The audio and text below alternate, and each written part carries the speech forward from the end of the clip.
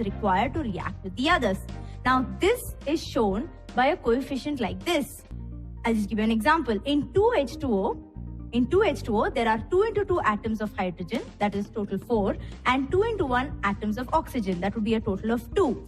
In the same way, 2C6H12O6 means that there are 2 into 6 atoms of carbon, totaling up to 12. There are 2 into 12 atoms of hydrogen, totaling up to 24, and 2 into 6 atoms of oxygen, totaling up to 12. Now, let's understand this better with the first thing you did to survive on that island. You burnt wood to give fire.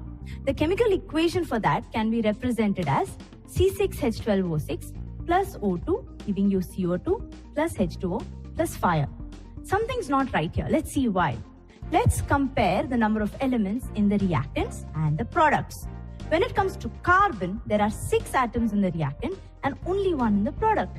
If you consider hydrogen, you have 12 in the reactant and only 2 in the product. And finally, if you look at oxygen, there are 8 in the reactant and just 3 in the product. So you can clearly see this is not balanced, and you know very well that mass can neither be created nor destroyed.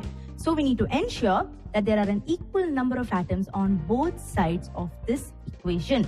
See, there are many ways to actually balance chemical equation. The most common one is called the hit and trial method, which we will actually go through first. After that, I'm going to give you a very, very easy, sure shot method. You can call it a shortcut to balance equations. Now you can clearly see that there are 6 atoms of carbon in the reactant. So let's add 6 of them in the product. So what happens now is carbon gets balanced, but what about oxygen? You still have 8 in the reactant and 13 in the product, 12 from here and 1 from here. Now there are 12 hydrogen atoms here and only 2 here. So first let's make hydrogen 12. For that, what I'm going to do is make it 6 molecules of water. So the number of hydrogen atoms on both sides of the equation get balanced. The number of oxygen atoms are also getting balanced. So that's why it's called hit and trial. Let's look at another example. Fe plus H2O, giving you Fe3O4 plus H2. Now to balance this, first you drop boxes around this chemical formula and you cannot change anything inside the boxes of this equation. Now step number 2 is to list the number of atoms of different elements present in the unbalanced equation. Now if I do that, for Fe I have 1 in the reactant, 3 in the product. For hydrogen I have 2 in the reactant, 2 in the product. For oxygen I have 1 in the reactant and 4 in the product. Now step 3. So it's often convenient to start balancing with the compound that contains the maximum number of atoms. It can be a reactant or a product. Now in that compound, select the element which has the maximum number of atoms. Now if I use all these criteria, you can tell me which one we would select. Fe3O4, right?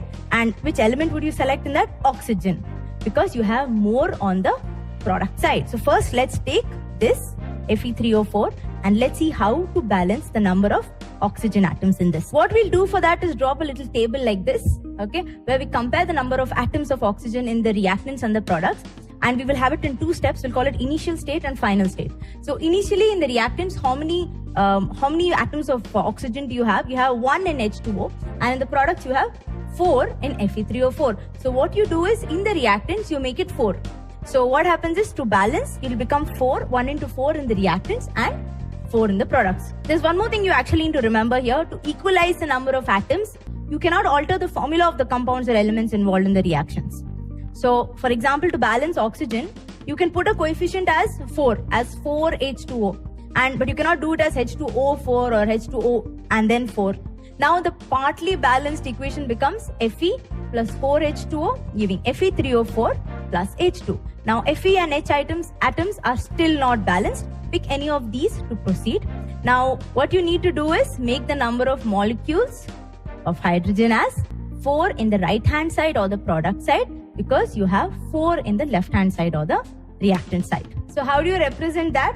Draw up that little chart which we had last time, okay, where you can compare the the number of atoms of hydrogen initially and then finally, okay. So in the reactants you can see that you have 8 in 4H2O, and in products you have 2 in H2. So to balance it, what you're going to do is, in the reactants it's anyway 8, but in the products you will make it 2 into 4, or you'll make it 4 molecules of hydrogen. What happens to the equation now? It becomes Fe plus 4H2O, giving you Fe3O4 plus 4H2. Now examine this equation and pick up the third element which is not balanced, and you can clearly see that the only element left to be balanced is, yes, it's iron. So I have my comparison chart here. Initially, the number of atoms I have of iron in the reactant is 1 and in the product it's 3. So I need to make it 3 in the reactant as well. So that's what we need to do to balance, as you can clearly see here. So in the reactant I'll have 3 and in the product I'll have 3 as well. What does my equation become now? 3Fe plus 4H2O giving you Fe3O4 plus 4H2. The next step, step 6, is to check the correctness of this equation or this balanced equation. And what you do is count the number of atoms of each element on both sides of the equation. So Fe you have 3 and 3, H you have 8 and 8, and O you have 4 and 4. So now the last step, step number 7, is to write the physical states of all these elements. Add that and your balanced equation is now ready to go. Yes, it's finally time to look at that amazing shortcut that I promised you that I'll give you. So what we're going to do is take the same example. Let's solve that example in just 2 steps so that you can clearly see how easy it can actually be. Let's write out the same equation, Fe plus H2O giving you Fe3O4 plus H2. Now you don't know, so assume that there are A molecules of Fe, B molecules of water, C molecules of Fe3O4 and D molecules of H2. So I'll consider Fe. I have A molecules of Fe on the reactant side and 3 C molecules of Fe in the product side. And if I want to show this in an equation, it will be A is equal to 3C. In the same way, for hydrogen, if I compare, I'll get 2B is equal to 2D. And for oxygen, I will get B is equal to 4C. Now step 1 was to actually write it this way. Show the number of elements present in the product and the reactant side in the equations.